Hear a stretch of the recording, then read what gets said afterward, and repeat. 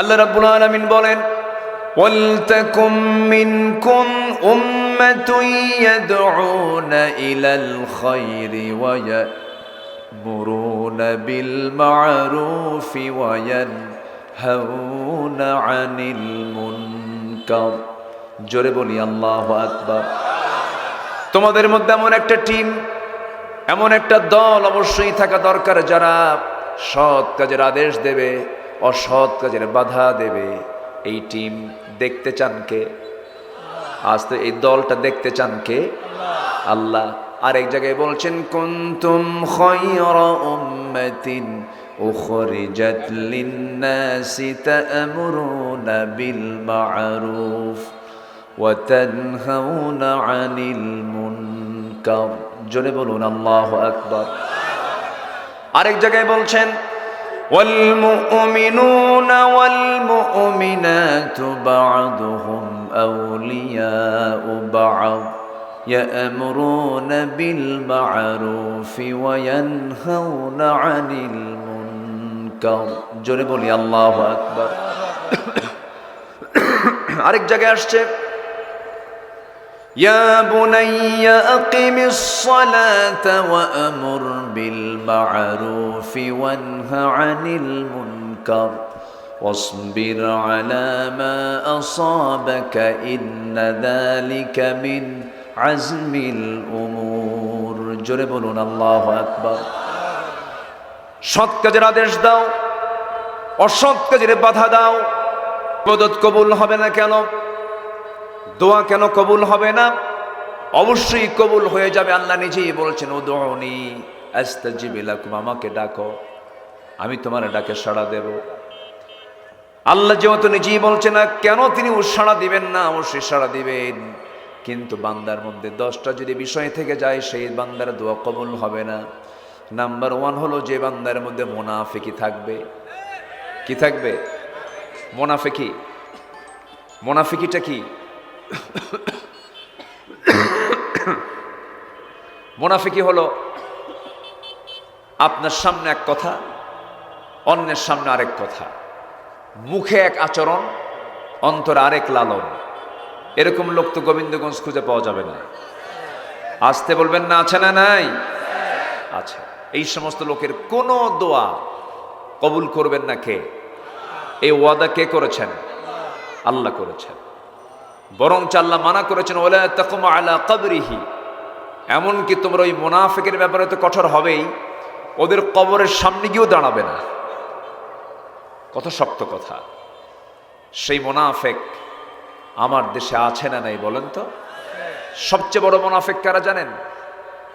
যারা মাথায় টুপি দিয়ে নামাজ পড়ে, মুখে দাড়িও রাখে, নামাজও পড়ে, দান সদকাও করে, কিন্তু আল্লাহর আইনকে বাদ দিয়া দুনিয়ার আইন প্রতিষ্ঠার জন্য দুনিয়ার দল করে।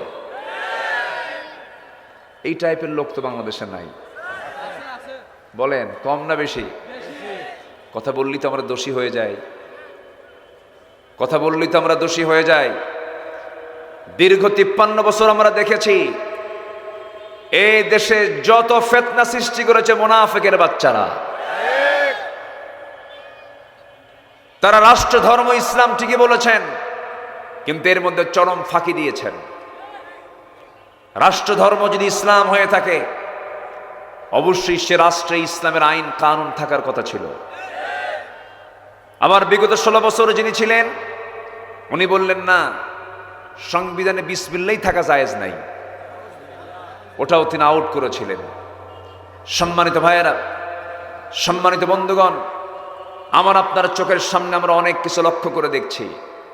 নামাজ পড়ছে, রোজা রাখছে, দান করছে, সাদকা করছে, মসজিদ মাদ্রাসা বানাচ্ছে, কিন্তু যখনই বলা হয় এই জমিনটা কোরআন দিয়ে চালালে কেমন হয়, তখন বলে না এগুলো চলবে না, আমি অমক চেতনায় বিশ্বাসী, অমক মানুষের দল করি। এর চাইতে কাট্টা মুনাফিক পৃথিবীতে আর দ্বিতীয়টা নাই। এগুলো ভণ্ডামি বাদ দেন, সব দেখে আমাদের শেষ। 1971 সাল থেকে 2024 সালের 5 আগস্ট পর্যন্ত যত সরকারের আসছে এবং গেছে, এই 53 বছরের ফলাফল হলো এই 53 বছরে বৈদেশিক সাহায্য যত এসেছে তার 75% চলে গেছে হলো নেতাদের পকেটে। ওরা জনগণের সঙ্গে ধোঁকাবাজি করেছে, আমরা অনেক দেখেছি। সব দেখে শেষ।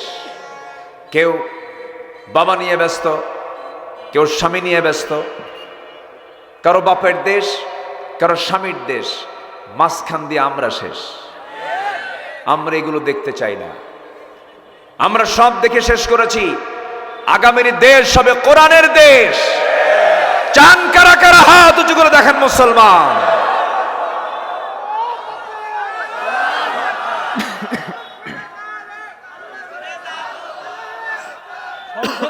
সংসদে গেল।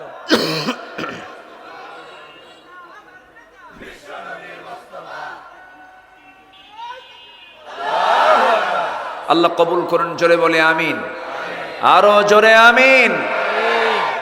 আল্লাহর আইন মানবো এক জায়গায় না সব জায়গায়? একটা মানে আর একটা মানে না। ওটা কি ইমানদার না মুনাফিক? ইমানদার না ফাসিক? ফাসিক। এগুলো কুফরি। আমার বন্ধুগণ, মুনাফিকদের ব্যাপারে আল্লাহ রাব্বুল আলামিন সুস্পষ্ট ধারণা দেবার জন্য একটা সূরাই কমপ্লিট করে নাজিল করেছেন, সূরা মুনাফিকুন। মুনাফিকদের চরিত্র কি শুরুতেই তিনি বলে দিয়েছেন। সেই সূরার শুরুতে বলেছেন, ইন্নাল মুনাফিকিনা লাকাযিবুন। মুনাফিকরাই হলো সবচেয়ে বড় মিথ্যুক। এদের কাজই হলো মিথ্যাচার করা, এদের কাজই হলো জুলুম করা, এদের কাজই হলো পেঁচ লাগায় দেওয়া, এদের কাজ হলো মুখে এক কথা অন্তর আর একটা চিন্তা লালন করা। এরা শুধু ব্যক্তি নয়, পরিবার নয়, সমাজ নয়, ব্যক্তি, পরিবার, রাষ্ট্র, প্রত্যেকটা জায়গায় সবচেয়ে বড় ফিতনা সৃষ্টি করে হলো মুনাফিকের বাচ্চারা। নবীর সঙ্গে কম করেছে? অনেক কিছু করেছে। নবীর সাথে কম মুনাফিকি করেনি। অথচ এই লোকগুলো নবীর পিছনে ইক্তেদা করেছে, 5 ওয়াক্ত নামাজ পড়েছে, কপালটা কালো বানায় ফেলেছে। নবীর বয়ান শুনে শুনে চোখের পানিতে দাড়ি ভিজে গেছে। এত আবেগ ছিল তাদের মধ্যে, কিন্তু তারা ছিল প্রকৃত মুনাফিক। আমার বন্ধুগণ, বদর যুদ্ধ, উহুদ যুদ্ধ, খন্দক যুদ্ধ, সমস্ত যুদ্ধ লাগানোর পিছনে মূল ইন্ধনদাতা হলো মুনাফিকেরা। এমনকি আমার নবীর ঘর, আমার নবীর পরিবারকে তছনছ করার জন্য তারা কম ষড়যন্ত্র করেনি, বহু ষড়যন্ত্র করেছে। আমার নবীজির জীবনে, তার ব্যক্তিগত জীবনে তার স্ত্রীর সংখ্যা ছিল হলো 13 জন। কয়জন বলেন তো? 13 জন। তিনি যে বিয়ে করেছেন, এই হুকুমগুলো কার? এই হুকুমটা ছিল কার? আল্লাহ। তিনি তার এতগুলো স্ত্রীর মধ্যে শুধু একজন স্ত্রী ছিল তার কুমারী, অবিবাহিতা। তিনি হচ্ছেন আবু বকর কন্যা আম্মা জান আয়েশা সিদ্দিকা রাদিয়াল্লাহু তাআলা আনহা। আর বাকি কিছু কিছু স্ত্রী ছিল আমার নবীর চাইতে ডাবল বয়স। কারো যৌবনই ছিল না, তাদের কোনো যৌবনের সিমটমই ছিল না। রাসূল তাদেরকে শুধু স্ত্রীত্বের মর্যাদা দিয়ে তাদেরকে স্থান করে দিয়েছিলেন। কিন্তু ইতিহাস না জেনে, না বুঝে রাসূলকে নিয়ে তারা অনেক কথা বলেছে এই 16 বছর। রাসূলকে নিয়ে কথা বলতে গেলে আগে কোরআনটাকে আগে রপ্ত করতে হবে। রাসূল হচ্ছেন এমন ব্যক্তি, কোরআনের বাস্তব রূপ, বাস্তব মডেল হচ্ছেন মুহাম্মদ সাল্লাল্লাহু কানা খুলুকুহুল কোরআন। সম্মানিত ভাইয়েরা, এই দীর্ঘ 16 বছর ওরা আমাদের তালিকা করেছে। কালামানিক বিচারপতি, কোনোদিন এমন মুখে হাসি দেখি নাই। নাম শুনছেন না? কালামানিক, ওর মুখে কোনোদিন হাসি দেখছেন আপনি? হাসে না। কিছু কিছু লোক আছে হাসি না, সমাজে অনেক লোক আছে, ওদের বউরা মনে মনে করে এটা মরবে কোন দিন। একটু আনন্দ থাকা দরকার, একটু মুখে হাসিটা সে নিয়ে আসা দরকার। এই কালামানিক আমার নামেও তালিকা করেছিল। 116 জন আলেমের তালিকার মধ্যে আমার নামটা ঢুকিয়েছিল। ওরা আমাদের তালিকা করলো। আমাদের তালিকা করার আগেই এই কালামানিক পালানোর জন্য অনেক চেষ্টা করেছে, পালাতে পারেনি। সিলেটবাসী তাকে ধরে ফেলেছে, কলার পাতায় আশ্রয় দিয়েছে। শেষ পর্যন্ত সিলেটবাসীকে ধন্যবাদ, বিসি শুদ্ধ আউট করে দিছে। জানেন না আপনারা? জানেন না? সম্মানিত বন্ধুগণ, সম্মানিত ভাইয়েরা, ওরা যেহেতু আমাদের তালিকা করেছে, এখন আমাদের সময় এসেছে ওদের তালিকা করার। প্রত্যেকটা শিক্ষাঙ্গন হচ্ছে পবিত্র অঙ্গন।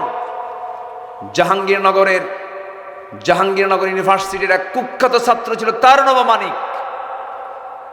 সেই সময় তার ছাত্রত্ব অবস্থায় সে ক্যাম্পাসে একদিন প্রকাশ্যে মিষ্টি বিতরণ করছে। বলা হলো, এই মিষ্টি বিতরণ কিসের মিষ্টি বিতরণ? বলল, আজকে আমার ধর্ষণের সেঞ্চুরি পূরণ হলো। শাস্তি দেওয়া হয়নি, এখন ওদের তালিকা করার সময় হয়েছে। আত্মস্বীকৃত এই ধর্ষকদের তালিকা করে প্রকাশ্যে ঝুলে মেরে এদের রক্ত, মাংস, হাড়, হাড্ডি কুত্তা বিলাই দিয়ে খাওয়ানো দরকার। রাজি আছেন কারা কারা?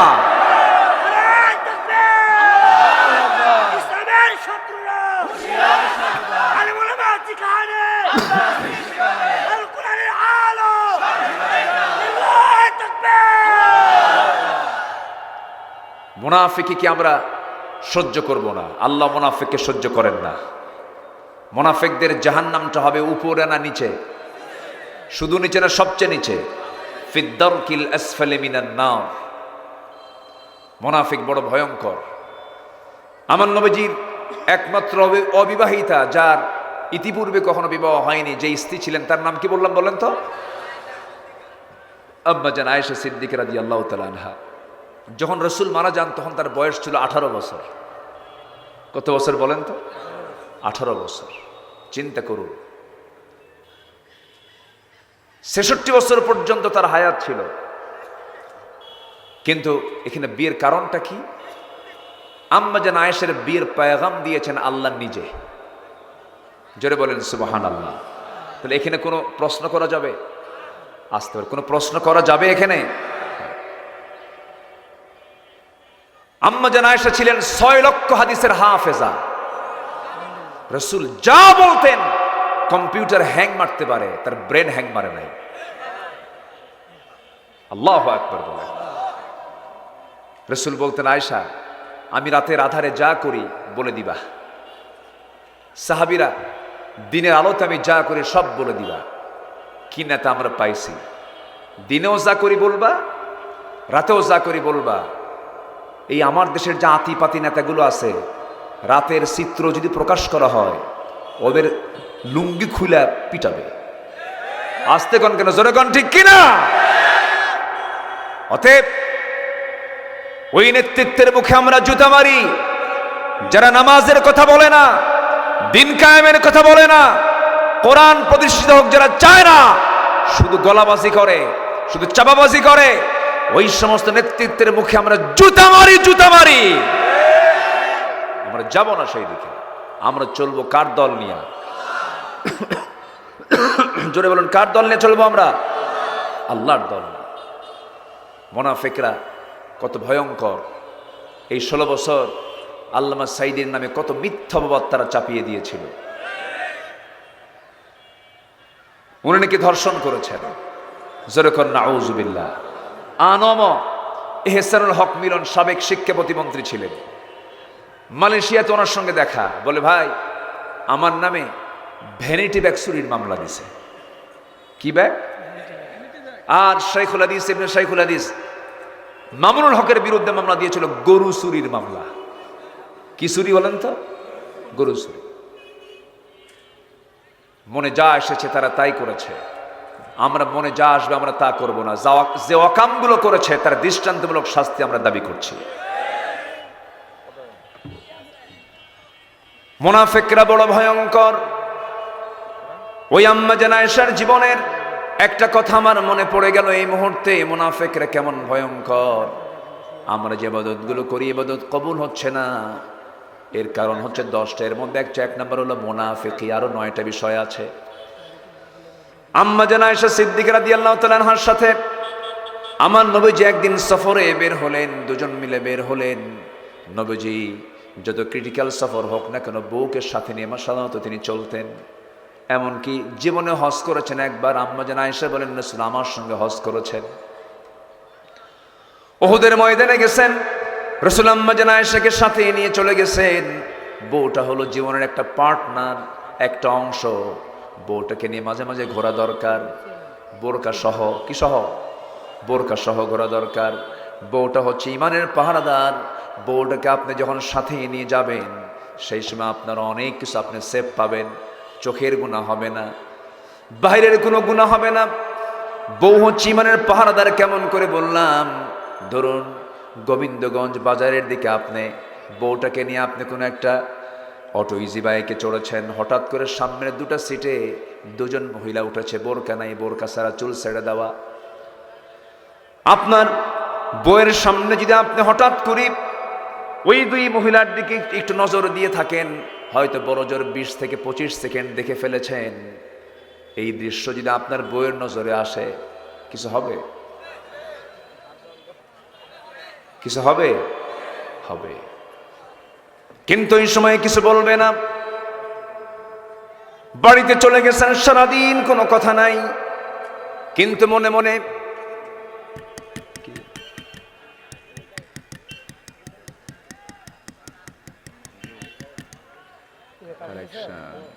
সময় তো থাকলো না, আমাকে ঝোর পরে উঠাই দিবেন না? উঠায় দরকার ছিল 3টায়, 4:30 পর্যন্ত ওয়াজ করতাম, লোকজন থাকতো। এটা আবার কি করলো এরা? জি বলি আলহামদুলিল্লাহ, জোরে বলি আলহামদুলিল্লাহ।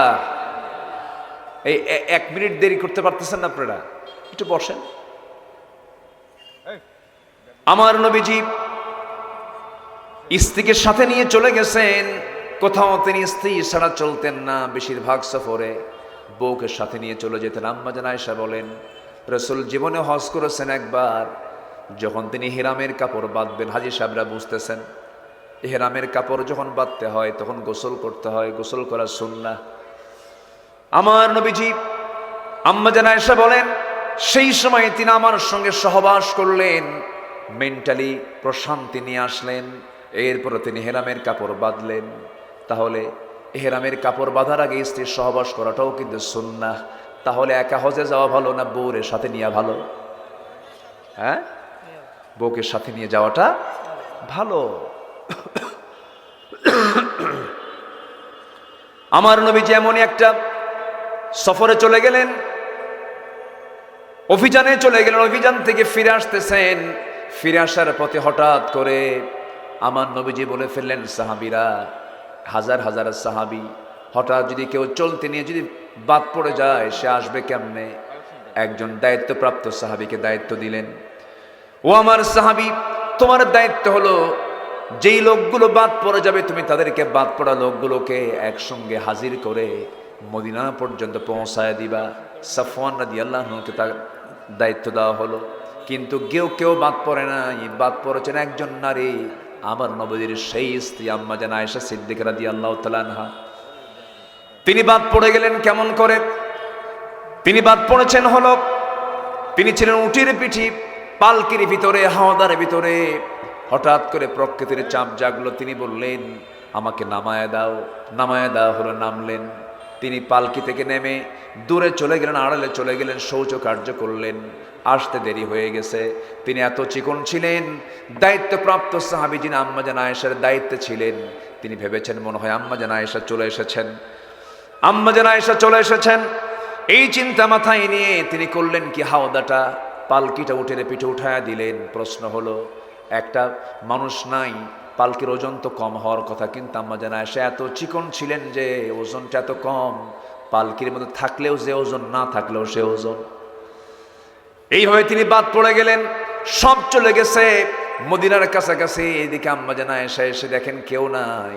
এমন সময় দায়িত্বপ্রাপ্ত সাহাবী দূর থেকে লক্ষ্য করছেন কে যেন চাদর মুড়ি দিয়ে বসে আছে। এসে দেখেন আম্মা জান আয়েশা সিদ্দিকা রাদিয়াল্লাহু তাআলা আনহা। সঙ্গে সঙ্গে সাহাবী বলছেন, আম্মা জান, আপনি কোনো টেনশন করবেন না, কোনো সমস্যা নাই। কি হয়েছে বুঝতে পেরেছি, বাদ পড়ে গেছেন। রাসূল আমাকে দায়িত্ব দিয়েছেন সম্পূর্ণ নিরাপত্তা সহকারে আমি আমানত মনে করে আপনাকে নবীর দরবারে পৌঁছায় দিই, নবীর ঘরে পৌঁছায় দেব। ঘোড়ার পিঠ উঠায় নিলেন, মদিনা পর্যন্ত নিয়ে চলে গেলেন। নবীর ঘরে পৌঁছা দেওয়া মাত্রই মুনাফিকদের ষড়যন্ত্রের অংশ তারা গোটা মদিনা টপ নিউজ করে দিল, আপডেট নিউজ করলো, ব্রেকিং নিউজ করলো। তোমরা কি জানো গত রাত্রে আয়েশা একজন পরপুরুষ সাফনের সঙ্গে গোটা রাত্রি সফর করেছে, আয়েশার সতীত্ব নাই, আয়েশা চরিত্রহীনা হয়ে গেছে। যেরকম নাউজুবিল্লাহ। এগুলো কাদের কাজ? আস্তে, এগুলো কাদের কাজ? এগুলো আসে না নাই? এগুলো সমাজে আসে না নাই? জিব্বা কাটা দরকার এগুলো আসে না নাই? আচ্ছা, অনুমান আন্দাজ করে যারা কথা বলে তারা মিথ্যুক। আমার বন্ধুগণ, আম্মা জান আয়েশা সিদ্দিকা রাদিয়াল্লাহু তাআলা আনহা এবার করলেন কি? নবীর সামনে দাঁড়ালেন।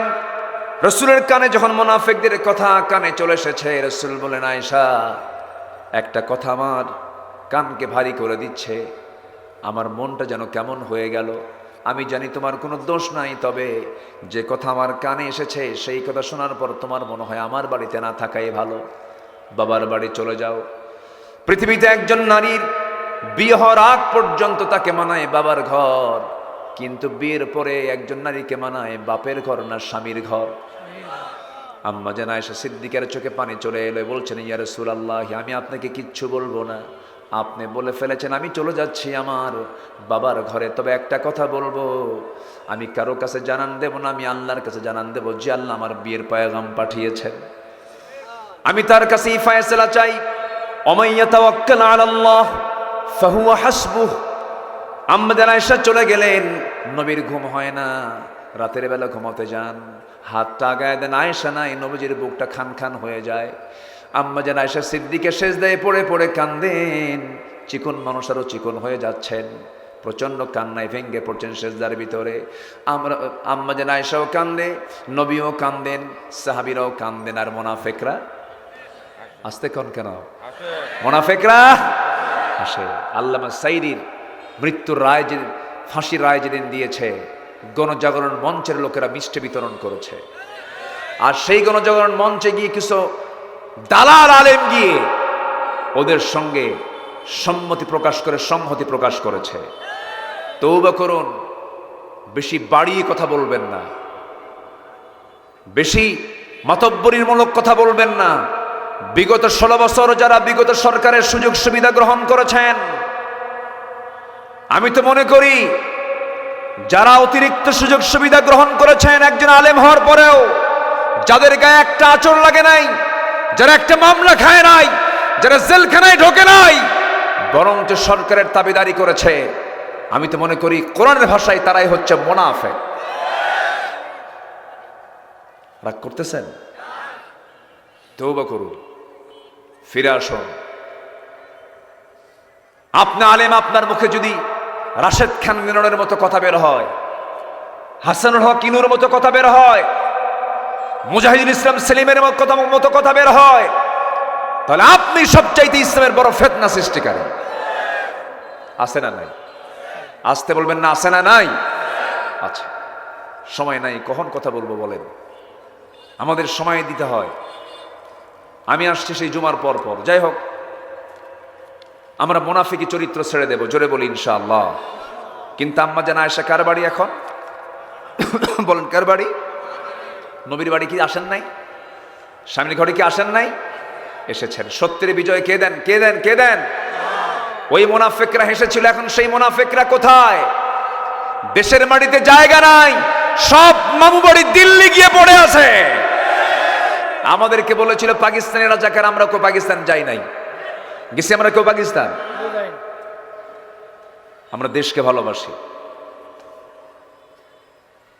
সবাইকে 5 ওয়াক্ত নামাজ পড়তে রাজি আছেন? মুনাফিকি করবো না। কারা কারা 5 ওয়াক্ত নামাজ পড়বো? কারা কারা একটা হাত তুলে দেখেন দেখি, জোরে বলি আল্লাহ আমাদেরকে 5 ওয়াক্ত সালাত আদায় করার তৌফিক তুমি আল্লাহ দিয়া দাও। জোরে বলি আমিন, আরো জোরে আমিন, আরো জোরে আমিন। ইবাদত কবুলের অন্তরায় 10টা। 1 নম্বর মুনাফিকি, নাম্বার 2 হলো নামাজে অলসতা, নামাজে কি অলসতা, নাম্বার 3 হলো আল্লাহ এবং রাসূলের চরম অবাধ্যতা, নাম্বার 4 হলো আল্লাহর সাথে শিরিক করা, খালি মাজার দেখলেই সেজদা মারে। আছে না নাই? আছে না নাই? এটা একটা রোগ, এটা শিরকের রোগ। ওর দোয়া কবুল হবে না। সব মাজারগুলো ট্রেন লাইনে না রোড লাইনে? আসতে কোন কেন? ট্রেন লাইনে ব্যবসা হয় না তো, স্টেশন নাই। সামনে পেছনে যারা পরনিন্দা করে নাম্বার 5, তাদের দোয়া কবুল হবে না। যার বুকটা ফ্রেশ তার দোয়া কবুল হবে। সারাদিন ধরে আপনি গীবত শেকায়েত করবেন, আপনার দোয়া কবুল করবেন না কে? আমরা বুকটাকে নাপাক মুক্ত রাখবো, জোরে বলি ইনশাআল্লাহ। জি সম্মানিত ভাইয়েরা, অনেক লোক এসেছেন এই দিনের বেলা হিসাবে, যা এসেছেন বলি আলহামদুলিল্লাহ। আমাকে অনেক আগেই চিরকুটটা দেওয়া হয়েছে, আমি বলতেছি না লজ্জায়। আপনি মেহমান, আলোচনা শুনতেছেন, কেমন করে বলি? কিন্তু এইদিকে মসজিদ কার ঘর? আসতে বলবেন না, কার ঘর? জি, এমন একটা দিন আসবে ইনশাল্লাহ বাংলাদেশে ওয়াজ মাহফিল করার জন্য, মসজিদ আর মাদ্রাসা বানানোর জন্য জনগণ থেকে আর টাকা উঠানো হবে না, সরকার নিজে বরাদ্দ দেবে। জোরে বলি ইনশাআল্লাহ। সেই দিন আসুক, সবাইকে চান? সেদিন আমরা আর চাবো না, আর বলবো না। চাওয়াছই খুব কষ্ট কাজ, রাষ্ট্রের দায়িত্ব ছিল এগুলো, কিন্তু এইগুলো না করে ক্রিকেটের পিছনে কোটি কোটি টাকা খরচ করেছে। পাশে একটা স্টেডিয়াম আছে না নাই? এদের তৈরি হচ্ছে কিনা বলেন? আমি বিরোধী না, করেন, খেলাধুলার প্রয়োজন আছে, খেলেন, সমস্যা নাই। কিন্তু গতকাল আমি আমার এক ব্যক্তিগত মাহফিলে নাজমুস সাকিব এবং জাকারিয়াকে দাওয়াত দিয়েছিলাম। গোটা পৃথিবীতে প্রতিজন 12 থেকে 13 বার গোটা পৃথিবীর মধ্যে তারা সেরা হাফেজ নির্বাচিত হয়েছে। তাদের চলার জন্য একটা গাড়ি নাই, তাদের চলার জন্য একটা ভালো একটা গাড়ি নাই, তাদের জন্য সরকারের কোনো বরাদ্দ নাই, অথচ গোটা পৃথিবীর সব হাফেজকে হারিয়ে তারা আমার দেশে হয়ে ফার্স্ট হয়েছে। অথচ একটা ক্রিকেটারের দিকে তাকান, সাকিব আল আহসান, কি নাম আছে না? জানেন না? হ্যাঁ, আসসালাইকুম বিসমিল্লাহির রহিম, শোনেন নাই আপনারা? আমরা ইসলামের জন্য কাজ করব, জোরে বলি ইনশাআল্লাহ। সবার কাছে একটু আবদার থাকবে, এসেছেন যেহেতু, আমি আলোচনার খোরাক এত অল্প সময়ে দেব কেমনে বলে? মাগরিবের আজান এখন হয়ে যাবে। তো আমি সবার কাছে আবদার জানাবো, কেউ উঠবেন না, আমরা একসঙ্গে দোয়া করবো। দোয়ার আগ দিয়ে যে চাদর যাবে, একটু ব্যাগ যাবে, যে যা পারেন যতটুকু পারেন, 2 টাকা তাও খুশি, 2000 টাকা তাও খুশি, চোখ বন্ধ করে দিবেন আল্লাহকে, আল্লাহ তোমাকে দিলাম। আল্লাহকে যখন দেব একটু চিন্তা করার দরকার আছে না নাই? একটু চিন্তা করে আমরা দেব। ব্যাগ যাচ্ছে, কই ব্যাগ কোথায়? ব্যাগ নিয়ে নেমে পড়ুন, যে যা পারেন সবাই দিবেন। যদি কারো কাছে কিচ্ছু না থাকে, টাকা যদি নাই থাকে, বিড়ি থাকলে বিড়িও দেন। আমি এই কথাটা প্রায় বলি, কেন বললাম? গুরুত্ব বোঝানোর জন্য, রাগ করবেন না, বিড়ি দিয়েন না, মানে জাস্ট একটা গুরুত্ব বোঝাচ্ছি। জি, জিকির করেন সুবহানাল্লাহ।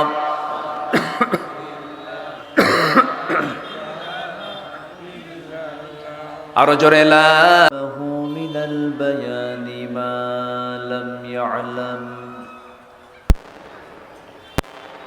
فسبحان الذي لا يحصى امتنانه باللسان ولا بالقلم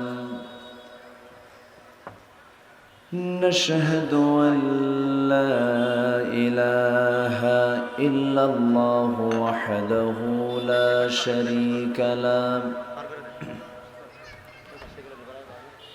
ونشهد أن سيدنا وحبيبنا ومولانا محمدا عبده ورسوله الذي أرسله بالحق بشيرا ونذيرا وداعيا إلى الله بإذنه وسراجا منيرا فقد قال الله تعالى في كلامه المجيد وفرقانه الحميد: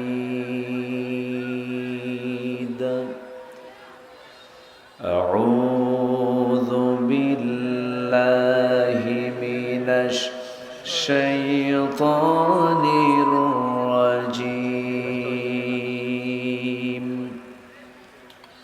بسم الله الرحمن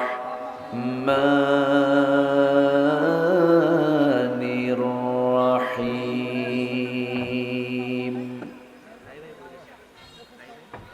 إن الله وملائكته يصلون على النبي يا أيها الذين آمنوا صلوا عليه وسلموا تسليما. اللهم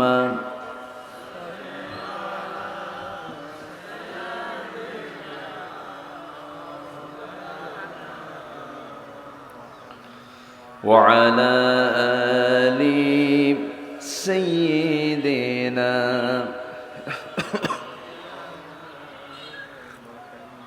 একটু মোহাব্বত দিয়ে নবীর প্রেমে মাতোয়ারা হয়ে জবান খুলে আওয়াজ দিয়ে সবাই বলুন আল্লাহুম্মা। ইকো দরকার নেই, সাউন্ড বাড়ান।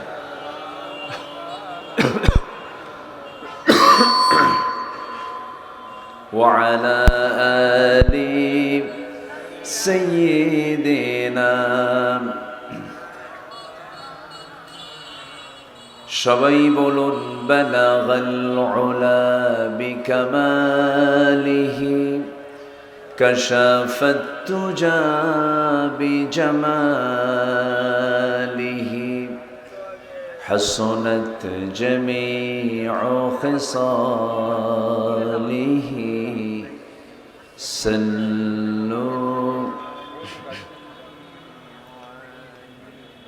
سورة يوسف بدار حكمة لقمان ما قارئ قرآن باری یہ دل سادمان ما بلغ العلا بکماله کشف التجا بجماله حسنت جميع خصاله صلوا.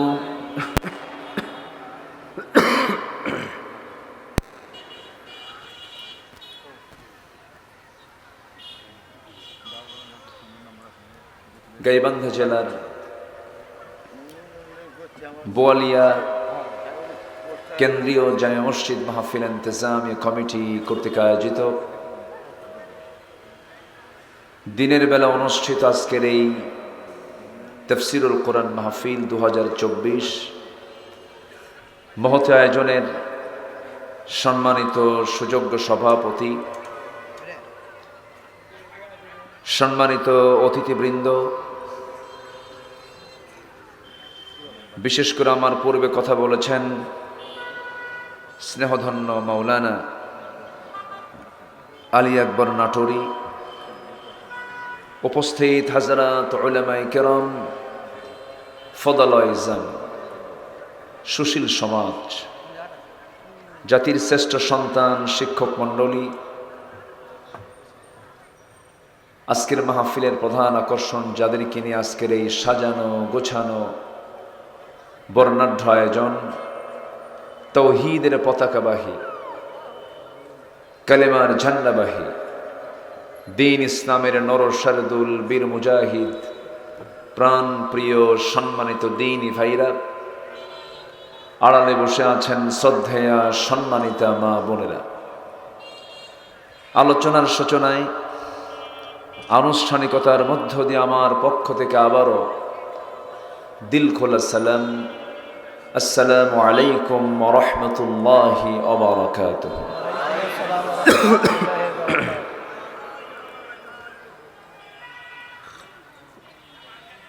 সবাই কেমন আছেন?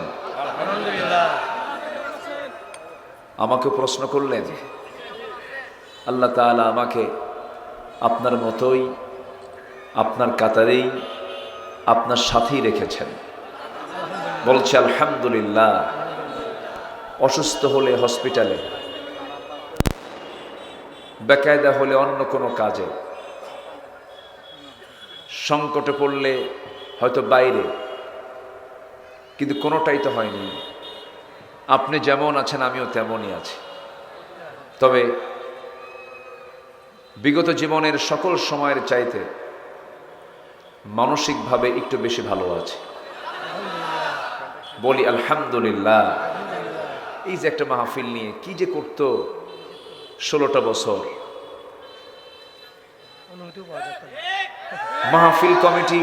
মাহফিল কমিটি ছিল হলো থানার কাছে একটা দাগি আসামি।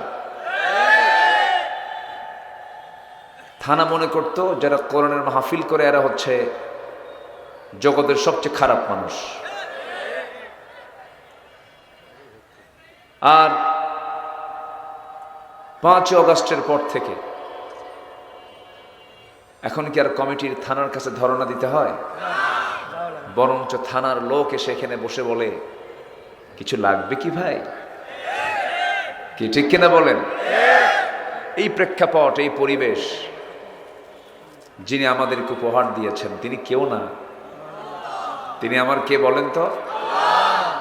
কারণ দিল্লি কাঁপানো, দিল্লি নড়ে চড়ে যাওয়া, এই দেশ যাদের ইশারায় চলতো এটাকে পুরা মূলোৎপাটন করা ব্যক্তির দ্বারা সম্ভব নয়। কোনো কিছুই তো সম্ভব নয় ব্যক্তির দ্বারা, আল্লাহ ছাড়া। একমাত্র আল্লাহ তাআলার সরাসরি মদদ আছে না নাই? আচ্ছা, আমরা কত টেনশন করেছি। ক্ষমতার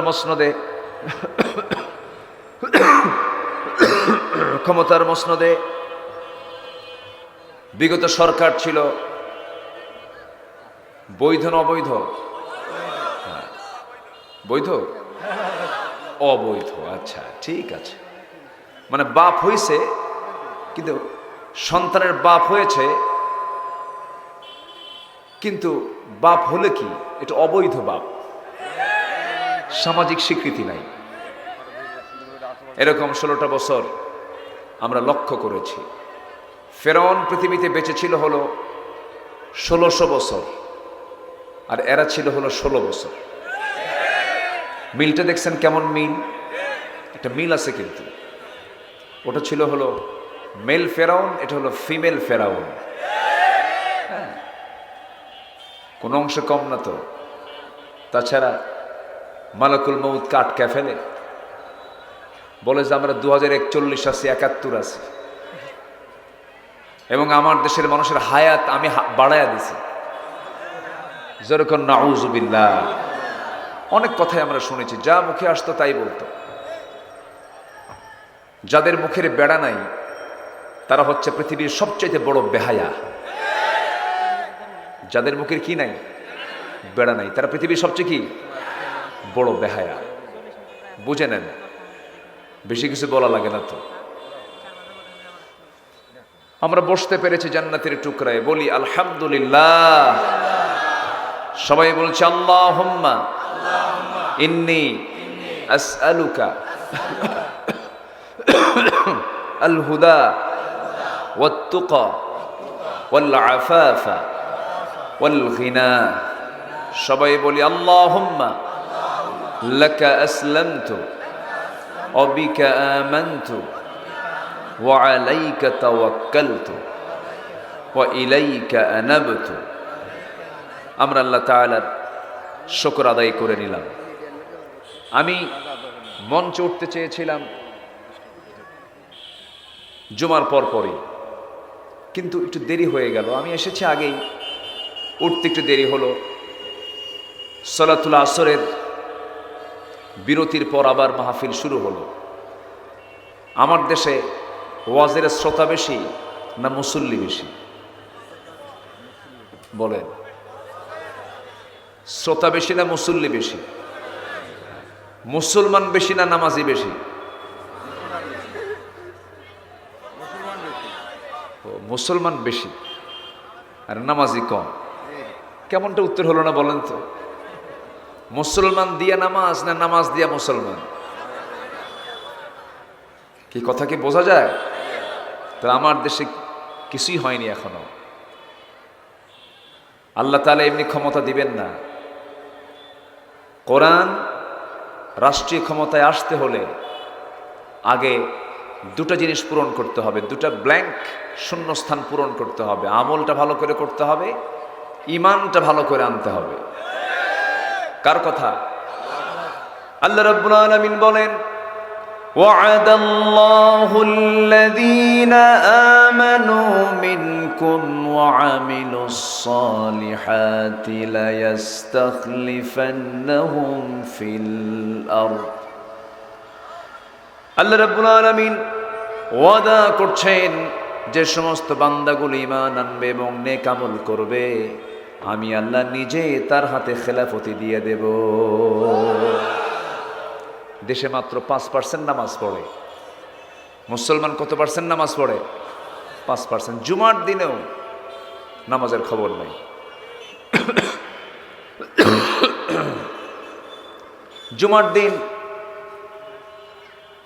জুমার দিনের হিসাবও যদি করা হয় গড়ে 10% হবে, কিন্তু বাকিগুলো নামাজই পড়ে না। তাহলে আমার দেশ মুসলিম হিসাবে কি আদর্শ মুসলিম দেশ বলা যেতে পারে? কেমন করে বলবেন আপনি? যদি জরিপ করে দেখা হয় গোটা পৃথিবীতে কোন দেশের মুসলমান সবচেয়ে বেশি বেনামাজি, নাম আসবে কোনটা বলেন? বাংলাদেশ। আমার দেশের মুসলমানগুলো সবচাইতে বেশি বেনামাজি। একটা ঘোষণা আসছে, আমি আবার এই ঘোষণা দেব, খুব ইমার্জেন্সি। কোথায়?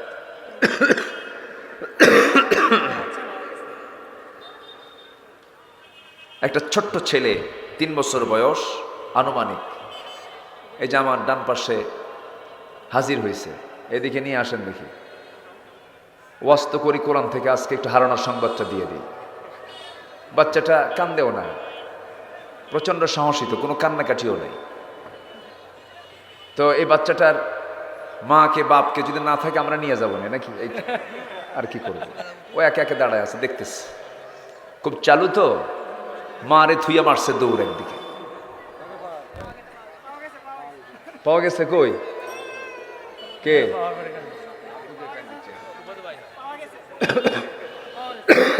কে? ইব্রাহিম আর না ভিডিও।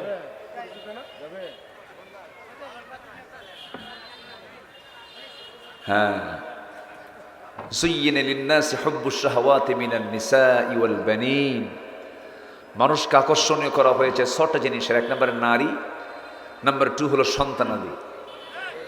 সন্তানের কিছু হলে সব শেষ, দুনিয়া শেষ হোক, আমার সন্তান ঠিক থাক। আল্লাহু আকবার বলেন। এই মোহাব্বত কে দিয়েছেন বলেন তো? কিন্তু বাপ মাকে সবচেয়ে বেশি কষ্ট দেয় কারা বলেন? কষ্ট দিলেও তাও ভালো, তাও কি ভালো। মা তো মা, বাপ তো বাপ। সম্মানিত ভাইয়েরা, তাহলে আমার দেশের মুসলমানদের সমস্যা হলো ঈমান আছে কিন্তু নামাজ পড়ে না। আমার দেশের মানুষকে গড়তে হবে, সুন্দর করে সাজিয়ে নিতে হবে। এতদিন আমরা পারিনি, কথা বলতে দেয়নি। শিক্ষক কোনো ছাত্রের মাথার চুল কাটলে মামলা হতো। শিক্ষক ছাত্রকে শাসন করলে পরে জুলুম মনে করে শিক্ষককে জেলখানায় ঢুকায় দিত। কোন বেগানা বোরকা ছাড়া মহিলার গায়ে যদি বোরকার জন্য বলা হতো মামলা হতো। এখন সেই দিন আর আমার দেশে নাই। এখন আমরা সৎ কথা বলবো, ইনশাআল্লাহ। অসতের বিরুদ্ধে আমরা রুখে দাঁড়াবো। বোয়ালিয়ার কোন ঘর থেকে কোন মহিলা বোরকা ছাড়া বের হবে না।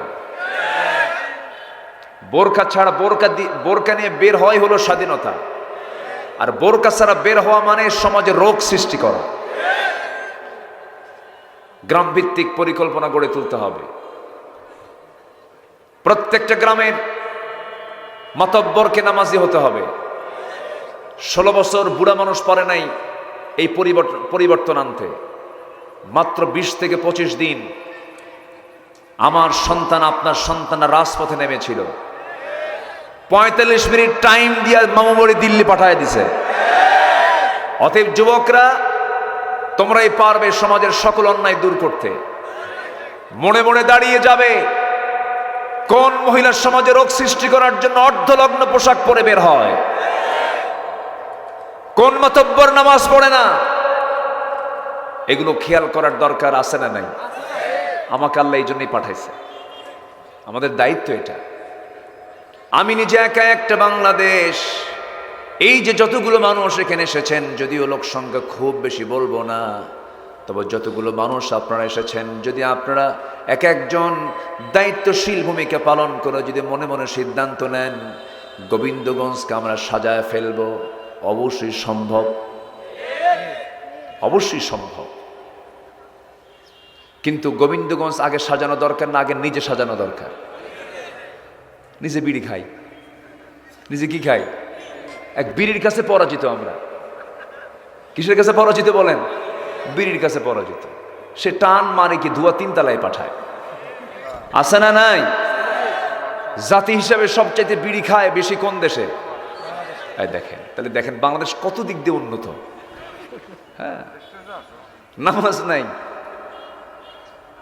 বিড়ি খাওয়ায়, বিড়ি খায়। কি সমস্যা হচ্ছে নাকি? অসুবিধা?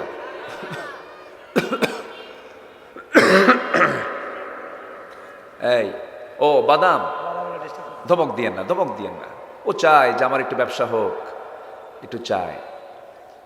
জি, ওনাকে ধমক দিয়েন না, কাউকে ধমক দেওয়া যাবে না। থাক, আওয়াজ না দেই, একটু ডিস্টার্ব হয়। জি, কেনা বেচা আর ইবাদত কি একসাথে হয়? একসাথে হয় না। আমরা তো এখানে ধর্মীয় কাজে বসেছি, দিন শোনার জন্য বসেছি। যিনি স্বেচ্ছাসেবক একটু ধমক মারবেন, আমরা বলবো ধমক দিয়েন না। দুই দিকই কথা বলতে হবে, তাছাড়া তো ওই বেচেরও মন খারাপ করবে আবার। সম্মানিত ভাইয়েরা, একটু আমার দিকে তাকান। তাহলে পৃথিবীকে গড়তে হলে আগে পৃথিবী গড়তে হবে না নিজকে গড়তে হবে? বিড়ি খাবো? বেনামাজি থাকবো? বলেন, বেনামাজি থাকবো? নিজের গ্রামকে আমরা বেনামাজি মুক্ত গ্রাম বানাবো। জোরে বলি ইনশাআল্লাহ। নিজের বোনের গায়ে বোরকা লাগায় দেব। নিজের বউকে অন্যের কাছে উপস্থাপন করব না। চিন্তা করুন, মুখে দাড়ি নিয়ে ইসলামের কথা বলে, ধর্মের দোহাই দিয়া বিগত 16 বছর বহু কিছু করেছে। এর মধ্যে একজন অন্যতম দরবেশ সালমান এফ রহমান হাফিজাহুল্লাহ হাদাহুল। বদমাইশটা দেখছেন? করলোটা কি দেখেন? রাসূলুল্লাহর সুন্নাহ, দাড়ি রাখা ওয়াজিব। দাড়ি রাখা কি বলেন? আচ্ছা, আমার দেশের মুসলমানের দাড়ি মুখে কম না বেশি? বেশি। কয়জন লোক দাড়ি রাখে?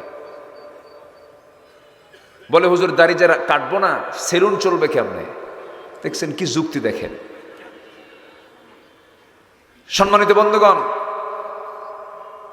সুন্নাতুল উলামা, পৃথিবীর সকল আম্বিয়ে কেরাম এবং উলামায়ে কেরাম পৃথিবীতে যারা এসেছেন সব ছিলেন দাড়ি ছাড়া না দাড়িওয়ালা? দাড়িওয়ালা। তাহলে দাড়ি কাটা এটা কি নবীদের কাজ না ইউরোপ আমেরিকার কাজ? পশ্চিমাদের কাজ, ইহুদি নাসারাদের কাজ। তাহলে মুসলমানরা যে দাড়ি রাখে না, এটা কি মুসলমানদের কোনো শিয়ার? এটা না। আমি রোগগুলো ধরতেছি একটা একটা করে। রাগ করতেছেন নাকি আপনারা? যখন অসুস্থ হয় তখন রোগী ডাক্তারের কাছে গিয়ে আগে কিসের কথা বলে? রোগের কথা বলে, এরপরে চিকিৎসা সেবা নেওয়া হয়। তাহলে মুসলমান কি দাড়ি ছাড়া হবে না দাড়িওয়ালা হবে? দাড়িওয়ালা হবে। দাড়ি রেখেছিল একজন, কি সুন্দর তার চেহারা, মাথার চুলও সাদা, দাড়িও সাদা, চেহারাটাও সাদা, মাশাআল্লাহ অনেক সুন্দর। দেখে মনে হতো যেন জিব্রাইল আসমান থেকে কেবলই নাজিল হলো, এত সুন্দর চেহারা, সুরত। কিন্তু বিশাল সম্পদের পাহাড় বিশাল সম্পত্তির পাহাড় থাকার পরেও, বিশাল সম্পত্তির মালিক হওয়ার পরেও সম্পদ তাকে বাঁচাতে পারল না, ইজ্জত রক্ষা করতে পারল না। সে শেষ পর্যন্ত বাঁচার জন্য দাড়িটাও কেটে ফেলল। মাথার চুলটা ছিল সাদা, বানায় ফেলছে কি কালো। পাজামা খুলে লুঙ্গি পরছে, পাঞ্জাবি খুইলা গেঞ্জি পরছে, যেন সবাই যেন বোঝে আমি সালমান নই, আমি তরকারি বিক্রেতা। একদম অভিনয়ে মোটামুটি তার পারফরমেন্সটা খুব ভালোই ছিল, চেনার মতো কোনো কায়দা নাই। কিন্তু বন্ধু যারা নিয়ে গেছে, ও যে এত বড় বেঈমান বোঝে নাই। দুজন মিলে বের হয়েছে, একজনকে ধরে ফেলেছে, আইনমন্ত্রীকে ধরছে। ধরার পরে বলছে, স্যার চলেন, উপায় নাই, উপরের নির্দেশ।